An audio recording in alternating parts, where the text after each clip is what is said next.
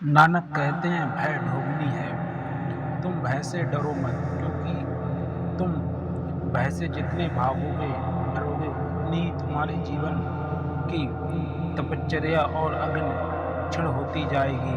क्योंकि भय को ढोंगनी है, उससे तो अग्नि प्रज्वलित होती है। जहाँ जहाँ भय हो वही चुनौती को स्वीकार करके प्रवेश करो। उसी से तो योद्धा पैदा होता है। जहाँ भय है वहीं प्रवेश करता है। जहाँ मौत है उसी को निमंत्रण मान लेता है। जहाँ खतरा है वहाँ सहज होकर चलता है, लेकिन चलता है, भीतर जाता है।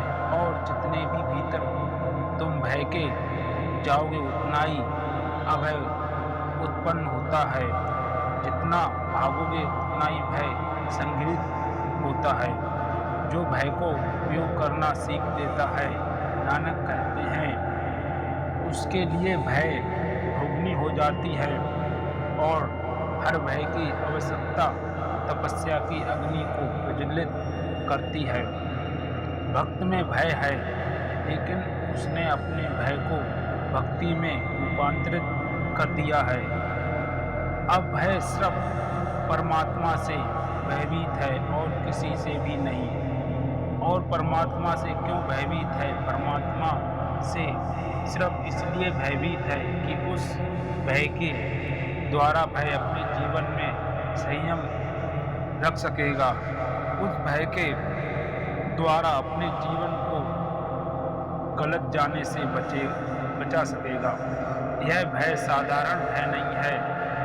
तुम जिससे भी डरते हो उसके दुश्मन हो जाते हो। परमात्मा का भय बहुत अनूठा है।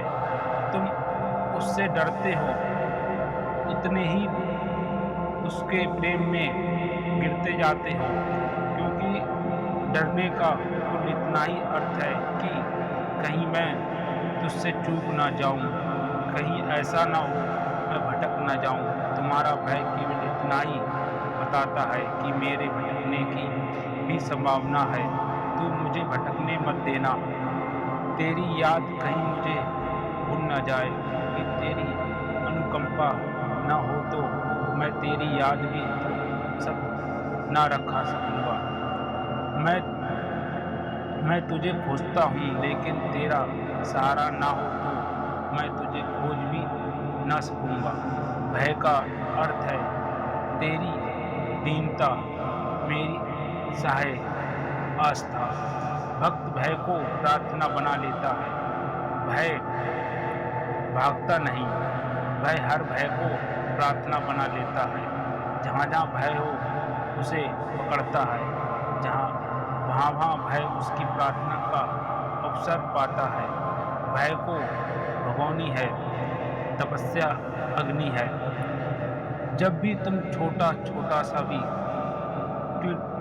संकल्प पूर्वक करते हो तो तुम्हारे भीतर एक अनूठा ताप पैदा होता है। इसे तुमने शायद कभी निरीक्षण ना किया हो, लेकिन तुम छोटा सा भी कृत्य कर सफलतापूर्वक करो। तपश्चर्या का यही भय अर्थ है। समझो कि तुम आज उपवास कर लो। उपवास किसी स्वर्ग को पाने के लिए नहीं है, क्योंकि भूखे रहने से अगर स्वर्ग मिलता तो बड़ी आसान बात थी। उपवास किसी पुण्य के लिए भी नहीं है, क्योंकि भूखे रहने से कैसे पुण्य का संबंध है? कोई संबंध नहीं। उपवास तो संकल्प की तपश्चर्या एक प्रक्रिया है। तुमने एक संकल्प किया और आज मैं भूखा रहूँगा। शरीर मांग करेगा, रोज की आदत के अनुसार भोजन चाहिए।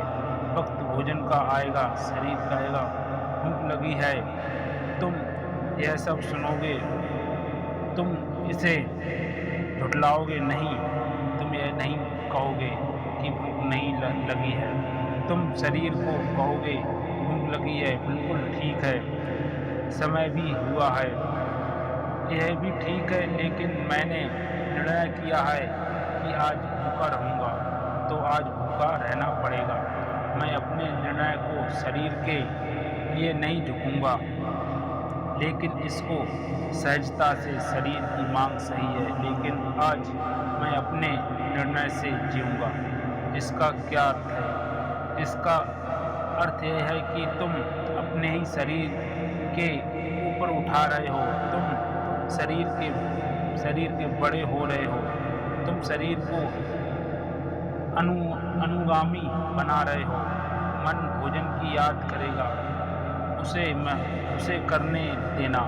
तुम उसको भी कहोगे कि ठीक है, तुझे सोचना है सोच, मैं साक्षी रहूँगा।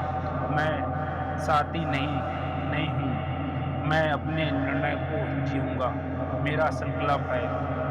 और तब तुम पाओगे तुम्हारे भीतर एक ताप, एक अग्नि, एक ऊर्जा पैदा हो रही है।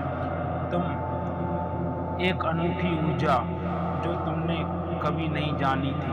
वह ऊर्जा संकल्प की मालिकियत से आती है। तुम अपने मालिक हो। कल तुम सुबह उठोगे और ही तरह के उठोगे। कल सुबह तुम पाओगे कि मैं शरीर के ऊपर उठ सकता हूँ। एक नया अनुभव हुआ कि मैं मन के भी ऊपर उठ सकता हूँ। एक नई प्रीति हुई, एक सकारात्मक हुआ कि मैं शरीर और मन के भिन्न हूँ। इसकी एक छोटी सी झलक मिली। यह तपश्चर्या है। तपश्चर्या ना तो पुण्य के लिए है और न मोक्ष के जाने के लिए है। तपश्चर्या तो स्वयं के जीवन चेतना और शरीर मन के ऊपर जाने के लिए है। लेकिन जिसने उसे ऊपर कर लिया, उसके लिए मोक्ष के द्वार अनायास ही खुल जाते हैं। नानक कहते हैं, तपस्या अग्नि है, भय रोगनी है। नानक यह कहते हैं कि तुम किसी भी चीज से भागो मत, उसका उपयोग खोजो। और हर चीज का सदुपयोग है। ऐसी कोई चीज नहीं जीवन में जिसका उपयोग ना हो सके। काम वासना ब्रह्मचारी बन जाती है, क्रोध करना हो जाता है, भय प्रार्थना बन जाती है, दुख तपश्चर्या हो जाती है। कलाकार चाहिए, कुशलता चाहिए, और नहीं तो जीवन जो महल बन सकता था वह तुम्हारे लिए कारागृह बन जाता है। तुम पर सब निर्भर है। तुम्हारे पास सभी कुछ मौजूद है, उसका ठीक संयोग चाहिए। उस संयोग का नाम संयम है। तुम्हारे भीतर सब मौजूद है, लेकिन तुमने उसे कभी संयोजा नहीं। उसको ठीक व्यवस्था, लय और संगीत नहीं दिया। चीज़ें पड़ी हैं, तुम जानते ही नहीं क्या करें। तुम्हारे घर के सामने एक पत्थर पड़ा था, तुम सोचते हो वह बाधा है। दूसरा आदमी उसे चढ़कर आगे निकल जाता है, वह सीढ़ी बन जाती है। सब मौजूद है। परमात्मा मनुष्य को पूरा ही बनाता है, अधूरा नहीं। लेकिन संयोजन की विधियां हैं, सूत्र है। तुम अगर गौर करोगे, अध्ययन करोगे, तो जिन्होंने भी अपराधी कहते हो और जिनको तुम पापी या पुण्यात्मा कहते हो, जिनको बुरे और अच्छे लोग कहते हो, तुम उनके वे ही चीज़ें पाओगे। सिर्फ संयोजन का फर्क है। एक चोर है, वह रात दूसरे के घर में प्रवेश करता है। आसान काम नहीं है। उसने भी अपने भय को बदला।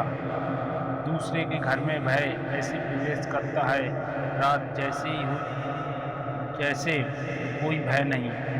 दीवार छेद करता है, छेद लगाता है, इतने ढंग से और शांति से करता है, जरा भी खटर पटर नहीं होती। फिर इस तरह से प्रवेश करता है और इतनी सहजता रखता है दूसरे के घर में अंधेरे में घुसना की कोई चीज़ गिर ना जाए, किसी चीज़ से टकरा ना जाए। बड़ी अग्रता से, बड़े होश से। जैन फकीर कहते हैं, परमात्मा के घर में जाना हो तो चोर की कला सीखनी पड़ती है, क्योंकि भाभी इतना ही हो चाहिए जैसा चोर घुसता है दूसरे के घर में, कि टकरा ना जाए। और भय को भय भी रूपांतरित करना जरूरी है, जैसे अपना ही घर है, जैसे ऐसे चोर घुसता है। भय को वहाँ पे भी रूपांतरित करना जरूरी है। मुझे भी अपनी कला सिखा दे, क्योंकि अब क्या भरोसा। वह चोर इतना बड़ा चोर था कि कभी पकड़ा नहीं गया, और सारी दुनिया जानती थी कि वह चोर है। उसकी खबर सम्राट तक को थी। सम्राट ने उसे एक बार बुलाया, सम्मानित भी किया था कि तू अद्भुत आदमी है, दुनिया जानती है, हम भी जानते हैं कि तू चोर है। तूने कभी किसी से छुपाया भी नहीं, लेकिन तू कभी पकड़ाया भी नहीं। तेरी कला अद्भुत है। तो बूढ़े बाप ने कहा, यह कला तू जानना चाहता है तो सिखा दूंगा।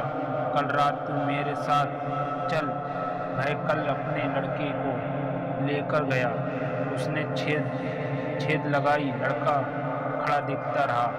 वह इस तरह छेद लगा रहा था, इतनी तमन्ना से कि कोई चित्रकार जैसे चित्र बनाता हो, कोई मूर्तिकार मूर्ति बनाता हो, कि कोई भक्त मंदिर में पूजा करता हो। ऐसा लीन इसमें कम काम की भी चलेगा। वह मास्टर थीप था। वह कोई साधारण चोर नहीं था, सैकड़ों चोरों का गुरु था।